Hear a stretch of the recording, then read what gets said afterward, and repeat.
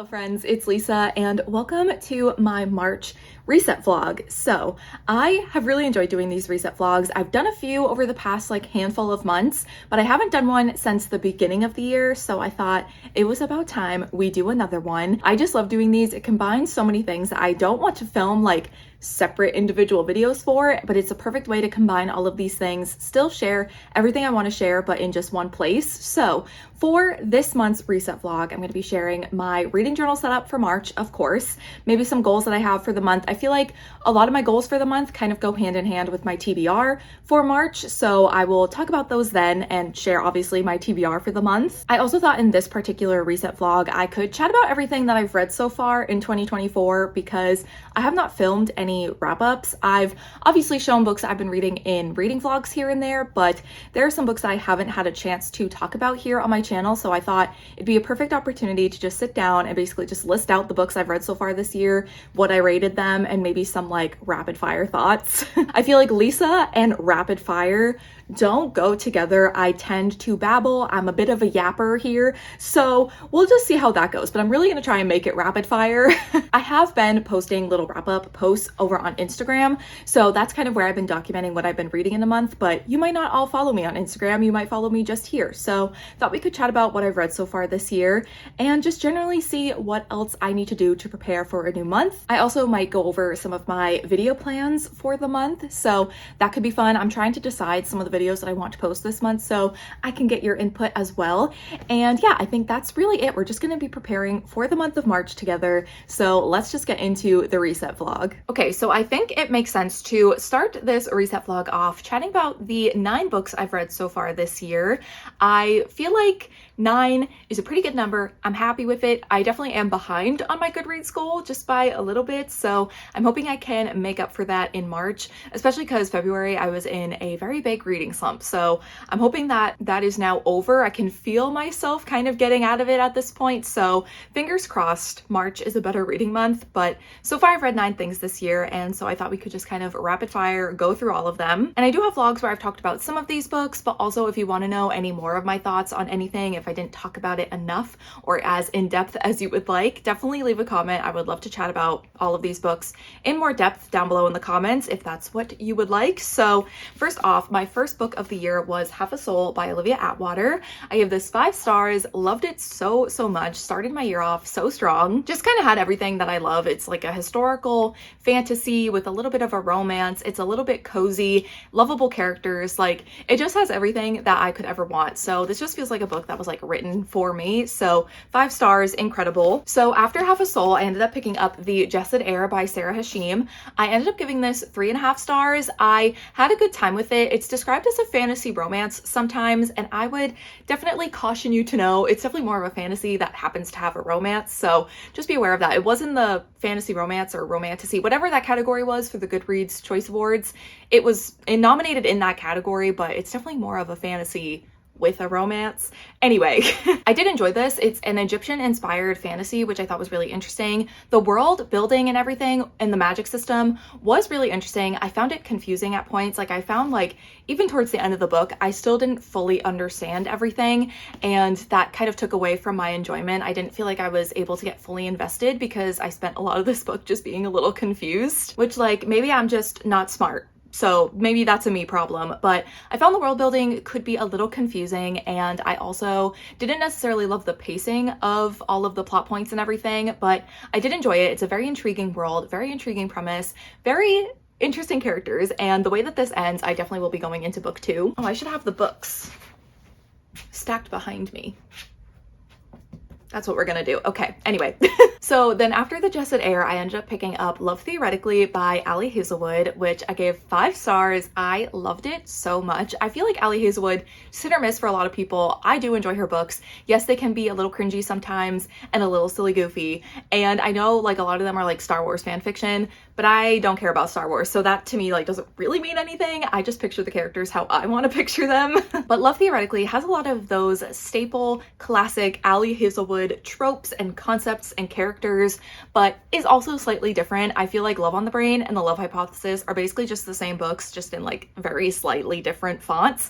This one definitely has similarities. I feel like Ali Hazelwood, again, just has those classic things that she likes to write about, but it does feel a little bit more different, which I appreciated because it had those things I love about Ali Hazelwood's books, but also I felt like I was actually reading a different book from her. I loved the characters. I loved Jack so much, and Elsie is written for the Mirrorball girlies, and so I could really relate to her as a character, and I just really enjoyed it. 5 out of 5. So after that, I ended up picking up Heartstopper Volume 5 by Alice Oseman, which I also gave 5 out of 5 stars. Despite me being in a reading slump for most of this year so far, I've had a good reading year rating wise, so I'm not complaining. I love this series so much. I love Nick and Charlie and also like their group of friends. I just love that dynamic so much.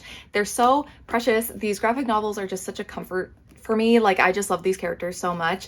I definitely feel like this volume might be my least favorite of the 5 volumes we've gotten so far, but I still really enjoyed it. I feel like just as a default, I give these books 5 out of 5 because they are so comforting to me. I'm not really the most critical with this series. I feel like Alice Oseman would really have to do something very drastic, very different, and very bad for me to give these books anything less than 5 stars. So absolutely loved it. It was so fun to be back with these characters, and I'm so glad we have one more volume after this because I know volume 5 was originally supposed to be the last one, so it's not over yet, which thank God. I'm not ready to let go. And then I picked up Reckless by Elsie Silver, which is the 4th book in the Chestnut Springs series. I started reading this series sometime last year, like beginning of last year, and I just love it so much. It's so fun, but also very emotional. I feel like Elsie Silver is able to write romances that have basically everything you could ever want. Like, it has, yes, the smutty moments, it has the romantic moments, but it also has, you know, a little bit of drama, a little bit of an emotional situation. A lot of the times, a lot of these characters feel very real and have very real struggles that are kind of emotional to read, but just feel very real, like I've said.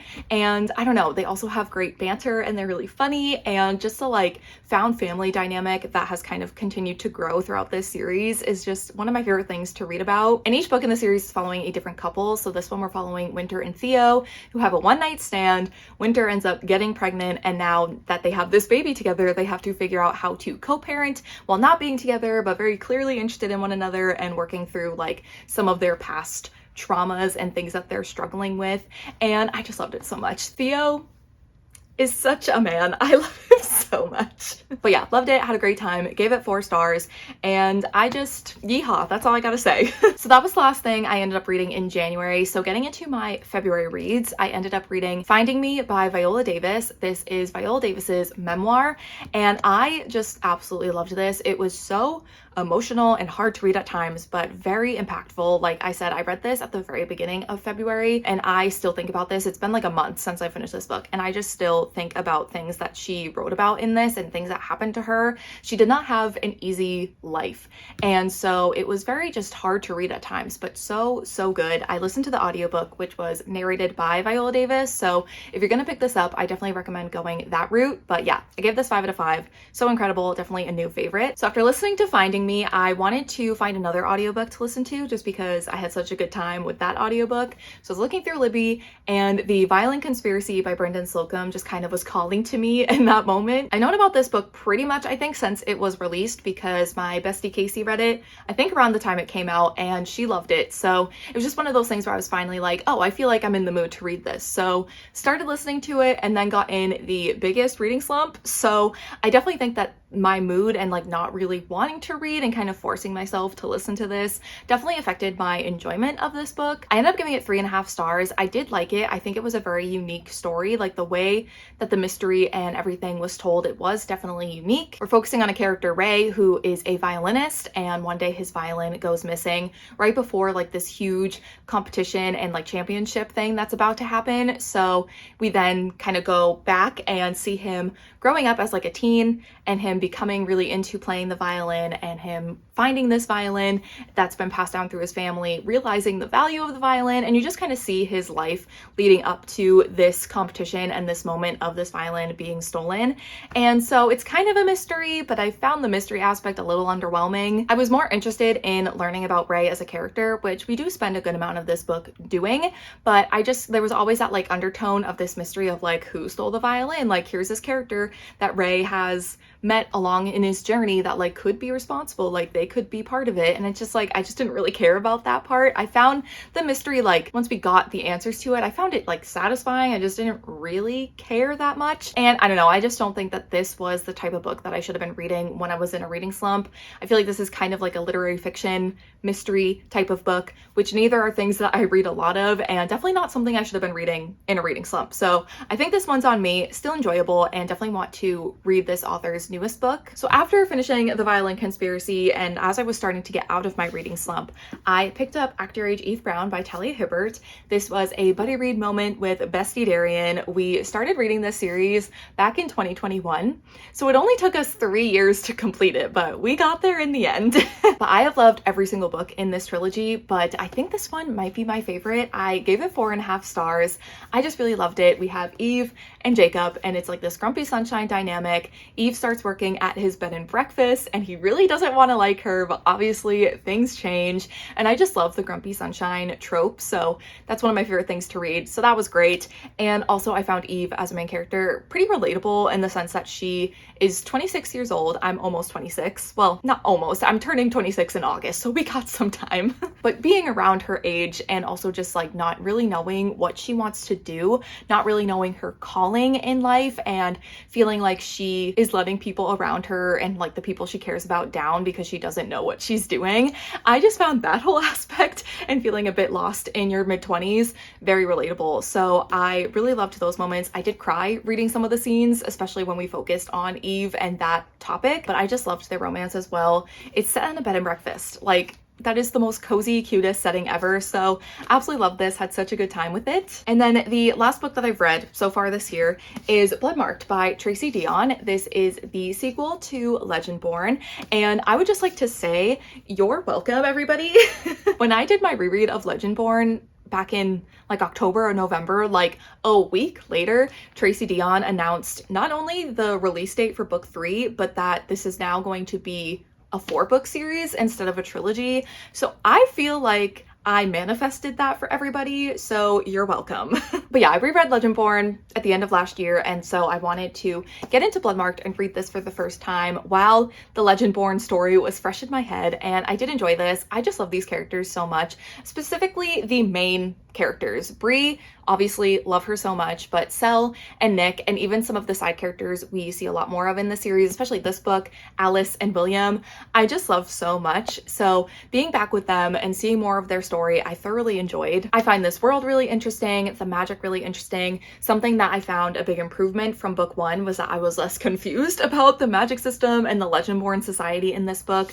Plus, this book had a like diagram of the Legendborn society and how it all is like structured. And this so needed to be in book 1. I would have loved to have this to reference. I kind of wish I knew that this was in this book because I still could have referenced it while I was doing my reread of Legendborn, but oh well. I was still referencing it in this book. I found it very helpful. So yeah, I just really love like the magic system within this world, and the characters themselves are what make this series what it is for me. That's why I love it so much, because I definitely had my issues with this book. I feel like once we get all of the books in the series, this might be a series that is an example of like the second book slump. I feel like sometimes the second books in series, they can sometimes be the best book in the series, or they can be the weakest, and I feel like that might be what happens with this series. But even then, like, it was a 4-star read, so the weakest book in the series being a 4-star, I'll take it. Yes, you get a lot of important information for Bree as a character and for the world and the magic system. You get a lot of information and important like questions, I guess you could say, for this series, and things that I think are going to eventually become very important going forward. But the way that you get all this information and everything, it just kind of happens like in the same exact way throughout the whole book.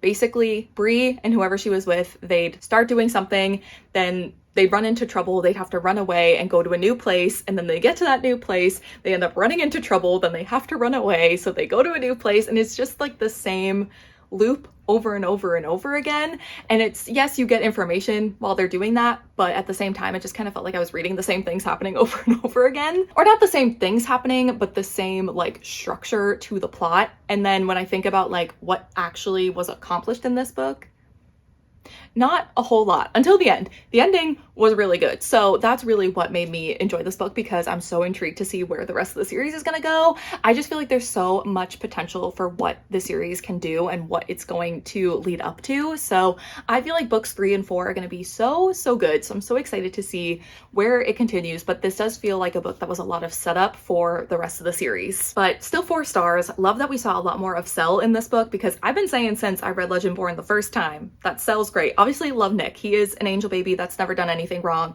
in his entire life. But everyone was obsessed with him, and I was like, but y'all, Sel. And then I feel like people read this book and finally were like, Lisa, you're on to something. So yeah, love that we saw more of Sel, and also that we saw a lot more of William. William is like my underrated fave. I love him so much. And I feel like I saw a tweet of people being like, I don't even remember who William is. I think Tracy Dion made like a tweet about him, and people didn't remember who he was as a character. And I'm like, that is personally very offensive, because I love him. But yes, those are all of the books that I've read in the first 2 months of 2024. I know I said I was gonna make that a rapid fire wrap up. That was not very quick, so apologies. But also taking a very quick pause in the reset vlog, I have a fun thing that I want to unbox on camera. I've been waiting to unbox it so that I could film it. And this just feels like a good time to finally unbox it. So that's what we're gonna do. Does it have anything to do with my reset vlog? No, but I don't care. Oh my god. Okay. King behavior. So this was the, oh, it's very shiny, the pre-order gift for Marissa Meyer's newest release, With a Little Luck. And it's all of her like main male characters across all of her books. So we have all of the Lunar Chronicle characters here. We have Adrian from the Renegade series. I don't know why I'm holding this. So weird. We have Jest from Heartless. Can't even look at him. I'm gonna cry. Then we have Guild from Gilded, and then Jude, I think, is that Jude? I don't know which one's which. And then the other guy from Instant Karma. What's his name? Why do I always forget his name? I feel like this happened the last pre-order I did for her, and there was a poster of all of the couples. I couldn't remember his name. Can you tell which Marissa Meyer book's my least favorite? Quint. That's what it is. Why can I never remember that name? Anyway, we have Quint and Jude from Instant Karma and With a Little Luck. I love this so much. I have the 2 other like pre-order incentive posters that she's done in the past, so I definitely need to get like some frames for them and hang them up, and then just have like a little Marissa Meyer shrine, I guess. But yeah, how stunning are they? Love them so much. Look at this man. Are you kidding? When she was posting the reveals on Instagram, she kind of separated it into 6 different posts, so it was like little sections of the poster were different Instagram posts, but the very first one I saw was just Thorn, and I was like, why am I being threatened right now? Anyway, lovely. So happy that I got this. It was worth pre-ordering the book that I still haven't read, just for this. So hopefully I enjoy the book. I'm very excited to read it. But yeah, I had to unbox it. I had to share, because I can't just do that by myself. I'm gonna be doing these reactions by myself, and that's sad. So we at least need to film it. So I thought it would be maybe cool to see a little insight into what I'm planning on posting for videos in the month of March. I always want to include more like video related, like planning, that aspect of like behind the scenes stuff, I guess, for these reset vlogs, but I just never do it, because a lot of times I already have like videos planned out before even it's time for me to film the reset vlog. I'm a planner. I like knowing what I'm about to be doing. So I don't know. I just don't know how interesting it is for you to see like something I've already kind of planned out. But I do have some videos that I'm not quite sure exactly what one I want to do, / if you'd be interested in watching. So it's a good opportunity for me to maybe get some feedback from you all. So I'm actually going to start screen recording my Notion page so you can kind of see what I'm looking at. I have a little content calendar, if you will. Just kind of an overview of what videos I'm planning to post throughout the month. And I put the videos a lot of the times like on the Monday. They don't a lot of times get posted on Mondays. So that's just kind of like, I know that week I want to post that video. So when I'm filming it is the 4th currently. So obviously this week's video at some point this week. Don't know when it's going to be posted. Could be Thursday, could be Friday. Still don't know. Obviously, it's my March reset. And then I also want to post sometime next week a books I want to reread video, I think. I think that that's something that I mentioned in a vlog or video before, and some people showed some interest in me filming that. So I might do that as well. And then going down to the next week, I also have 2 videos here. I have a book haul and a what's on my Kindle. So I wanted to share like the books I already just like own on my Kindle, but also like the highest priority Kindle Unlimited books that I want to read. But I don't know if you would be interested in seeing that or which one you want to see first. I am leaning more towards a book haul just because I haven't filmed one in a while and I've acquired a good amount of books. So even if I film the book haul, I would love to know if you're interested in seeing a like what's on my Kindle, like my Kindle TBR books. I would love to know if that's something you'd like to see at some point. And then the next week, I'm hoping that that's when I can post my TBR for the Magical Readathon, because the Magical Readathon happens every April and August, and it's a month-long readathon that I participate in pretty much every year since 2020. I love it so much. So I'm hoping by that time we will have all the information on the Magical Readathon and I can plan out my TBR and share that with you all. But then after that is when we get into April. So obviously my April bullet journal video might be posted before April 1st. The dates that these videos are slotted into are probably more than likely wrong. Like they're just gonna go up when they go up pretty much. But yeah, that's kind of a look inside what I'm planning to post in the month of March. Obviously, I will do either the book haul or the what's on my Kindle video. We'll see what ends up happening if you have an interest in my Kindle TBR video, and potentially there might be a reading vlog somewhere in here as well, just because I love a good reading vlog. But those are kind of my video plans for the month, and let me know how you'd want me to continue to do this in a reset vlog. If you want me to share more like behind the scenes video planning stuff, I'd love to know like your input on that, if you'd like to see more of that in these reset vlogs, and like how you'd want me to go about doing that.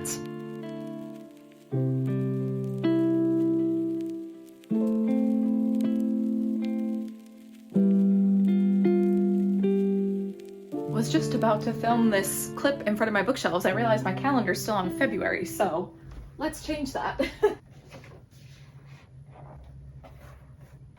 Cute little kitties. Okay, anyway. So now I thought we could chat about what I'm planning to read in the month of March. And like I was saying in the intro, this kind of goes hand in hand with some of my goals for the month. I don't have a lot of goals regarding my reading this month just because I am coming out of a reading slump and I don't want to set myself too many rules or expectations or anything. I just want to read what I'm in the mood to read so that I can hopefully get myself out of this slump. That's really my main goal for this month. Just reading what I feel like when I feel like it is the goal, which is kind of just like my goal for the whole year. But I specifically want to focus on that this month, considering I am getting out of a reading slump. And also my other goal is that I really want to take advantage of my Scribd and Kindle Unlimited subscriptions this month. I recently signed back up for Scribd. I think I'm only going to have it for a month, but I got it because that is the only place that the Bloodmarked audiobook was available for me, and I needed it to get through that book. I wanted to finish it before February ended. I still had like over 100 pages left of the book, and the final day of February, I was so sick with a stomach bug. I genuinely did not have the energy to hold the book up. So the only way that a very sick Lisa could get through those last like over 100 pages by the end of the month, by the end of that day, because it was the final day of February, was to be able to get the audiobook so I can just listen while I laid there with my eyes closed. That was what I did in February, the last day of the month. So yeah, I got Scribd just so I could get that audiobook, but now I have Scribd for like almost the whole month of March. So I want to take advantage of it while I'm paying for it, unless you all want to give me some more time with Scribd. I think if you use my referral link, you get 60 days free, like a 60-day free trial of Scribd, and I get 30 days free, something like that. It's linked below if you want to check it out. You don't have to. I just feel like I should let you know about it. But anyway, so yeah, taking advantage of this Scribd subscription while I'm paying for it, as well as my Kindle Unlimited subscription. I got like a 3-month subscription to Kindle Unlimited for like $2.99 or something back in December, and I think I've only read like one thing on Kindle Unlimited, even though there's so many things on there that I want to read. So this month I think I'm going to try and take advantage of those subscriptions. So something that's on Scribd that I have access to in the audiobook format, but Scribd has the ebook, which I feel like I'm actually going to do a mix of the ebook and the audiobook for this one. I feel like it might be a good opportunity to take advantage of this format being available to me. I want to try and read A Day of Fallen Night by Samantha Shannon this month. Now this might be stupid because this book is huge and the audiobook is like almost 40 hours long or something, and I'm just getting out of a reading slump. So I don't know why I always have to go from one extreme to the other. I feel like maybe just some shorter, easier books might be the way to go first. but I would like to potentially pick this up in February so that I can use the ebook or have access to the ebook format that Scribd has, because I only have the audiobook available to me through Libby. And for some reason, I just find it really hard to buy this book. I think because it's so expensive. So I just haven't bought it yet. Plus I feel like I haven't heard much about this book, even though Priory of the Orange Tree is so popular and this is like a prequel to that. And I just feel like I should be seeing more about this book, and I feel like I haven't. So I also don't want to spend the money on the book if I'm not going to like it. Like, I'm kind of scared by it, to be honest with you, just because I haven't heard much of anything. So I think I might try and attempt to read this in February with the ebook and the audiobook. And then there's also some other things on Scribd that I don't have access to because I don't own them, or like they're not on Libby or Hoopla. So one of them is Vespertine, I think is how you say it, by Margaret Rogerson. And I might try and get to that this month. It's not really a priority, but I have read Margaret Rogerson's other books, so I'd like to read this one. I haven't heard the best things about it, but I kind of want to give it a try. And her books are only available for me through Scribd, so might give that a read. I also do want to go through my Kindle and talk about some of the books from Kindle Unlimited that I have downloaded right now that I want to get to potentially this month. But first, before I do that, I want to talk about some of the books that I own that I might try and get to this month. Again, coming out of a reading slump, I'm just going to be trying my best. I don't think I'm going to get to all of these, and also I am someone that is more of a mood reader. I like having a list of things to choose from if I want to read those things, if I'm stuck on what to pick up next, but I also will just like read whatever I want. So we're just gonna see how this TBR goes. So like I mentioned earlier, I have yet to pick up With a Little Luck by Marissa Meyer. This is her newest release. It's a YA contemporary, and it's set in the same world as Instant Karma. We're following the main character, Prudence, from Instant Karma. Her brother is the main character in this book. So I'm excited to read it. Instant Karma, like I said, it's not my favorite Marissa Meyer. It's really cute. I think Marissa Meyer has a really good YA contemporary voice. I think she writes characters and like that dynamic really well. Like, I think it's good. I just don't love YA contemporaries generally. Like, I do enjoy some of the ones I pick up. It's just not my favorite genre or age range. Like, I'd rather just at this point, if I want to read a story like that, I'm leaning more towards the adult age range, which I think makes sense. So yeah, I don't know. I'm excited to read it. Obviously, it's Marissa Meyer. She's one of my favorite authors, so anything new from her is exciting. So I'd like to maybe get to this and then maybe do a reading vlog where I read this as well. But other than that, I have a couple of other books that I want to try and get to this month because they fulfill the prompt for the year-long Magical Readathon challenge for March. Basically, it's like this choose your own adventure thing. So you kind of choose a path and you get different prompts and different options. So where I've ended up for March, the prompt is to read a book that isn't the first or last book in a series. So I have a couple of options. One is a lot shorter and a lot less intimidating, so perhaps we'll go with that one, and that's 10,000 Stitches by Olivia Atwater. Like I was saying earlier, read Half a Soul, which is the first book in the series, and absolutely loved it, so excited to continue on. This is a trilogy, I believe, so this is the second book, so it's not the first or last book, so it would fulfill that prompt. And these books are pretty short, so it would fulfill that prompt and would fulfill it quickly because I probably would fly through this. But the other option I have for that is Iron Flame by Rebecca Yarros. I have yet to pick this up because I'm terrified. I don't actually know how many books there's going to be in this series. Has she announced it somewhere? Did I know this information at one point? Does anyone know? But I definitely think there's going to be more. Like, I'm pretty sure she posted a reel on Instagram like plotting and planning out book 3. So I don't think that this is the last book, but Iron Flame is the sequel to Fourth Wing, which I read and I had a great time with it. Do I think it's a good book? That's a different question. But I had fun. I feel like though some of my issues with book 1 are gonna just become more apparent with the sequel because like the world building and just the lack of world building actually and the lack of explanation of things, I feel like is going to become a problem as we continue on with the series. It wasn't a big deal with the first book, but as she continues to develop the story and the plot, perhaps, it's probably going to become more apparent. I also have not heard the best things about this sequel, so I don't know. I'm a little scared to read it. I know there's going to be people that might just tell me to not read it, but like I have to know why everyone hates it. Everyone from loving Fourth Wing to hating this sequel. So I need to know. And even though it is quite a chunky book, I feel like it's going to be pretty easy to read. Her writing is very easy to just fly through. So I think it could be a quick read despite the fact that it is a very long book, but also I am just getting out of a reading slump. So if I don't enjoy it, I don't want to go back into a slump. So I don't know. this is definitely an option for that prompt, but I also have 10,000 Stitches. I've also started so many series, so there's definitely some other options that I have. These are just the two that I think I'm the most intrigued to pick up at the moment. And now I have my Kindle, so I thought we could go through some of the things I have downloaded from Kindle Unlimited because, again, want to take advantage of my KU subscription this month. So first I was talking about the Chestnut Spring series by Elsie Silver earlier. I have the 5th and final book in the series, Hopeless, left to read. So I feel like it might come time for me to finally finish the series. I don't want it to end because I just have such a good time with these books, but I do want to read this book. This is Beau's book, and I think it's like a marriage of convenience trope, which I'm like, I don't know how that's gonna work, but I need to read it. So I'm very excited for it. Very upset that it's the final book in the series, but I do think I want to try and get to that this month. Another book I have downloaded is A River Enchanted by Rebecca Ross. I have heard so many good things about this book, and I do really like Rebecca Ross's writing, so I feel like it's just gonna be a really good time. I've heard it's like a fantasy with a little bit of a romance, but I don't know. I feel like the way people talk about it, it just seems like something that I'm going to love. So I'd love to give that a read. Okay, I need to turn the brightness up on my Kindle. I can't read any of these book titles, but we have Thrown in the Dark by A.K. Caggiano. I downloaded this, I think, a few months ago, like when I got my Kindle Unlimited subscription again, because I heard Katie from Katie is Reading talking about this book, and it just sounded like a silly, goofy, like fantasy romance time.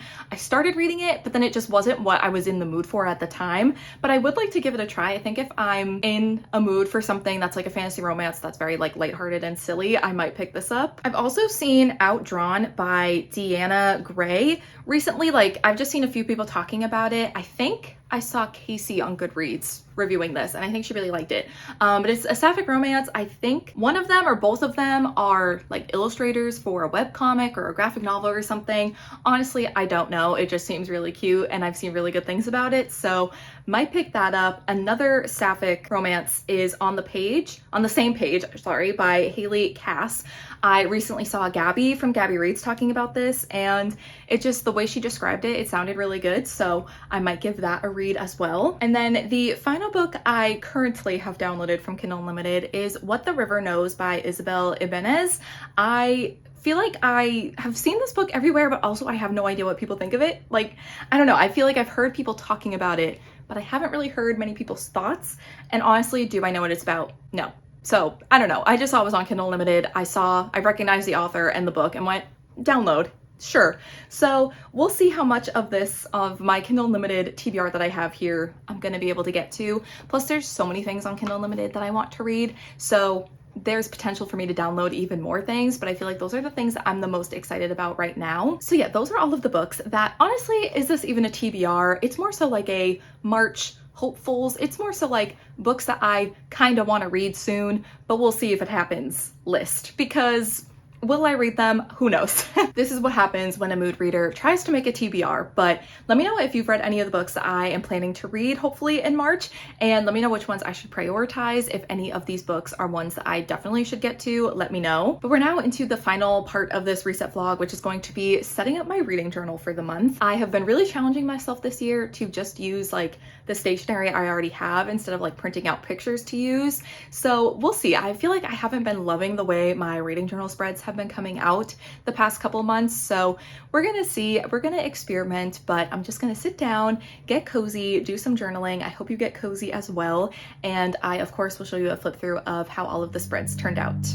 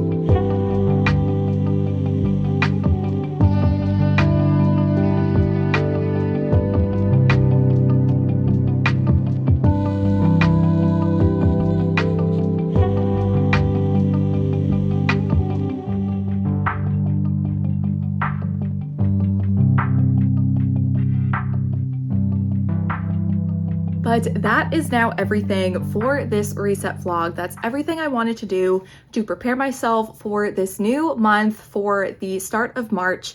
Definitely let me know with these reset vlogs if there's anything you'd like me to add, do more of, change a little bit. I'd love your input. I feel like these reset vlogs, there's always like things I can continue to do and things I can add. So let me know your thoughts. Also, any of the books that I've read so far this year or am planning to read in the month of March, I'd love to chat about them down below, any of your thoughts on them. But I think that is going to be it for this March reset vlog. So thank you all so much for watching, and I will see you in my next one. Bye.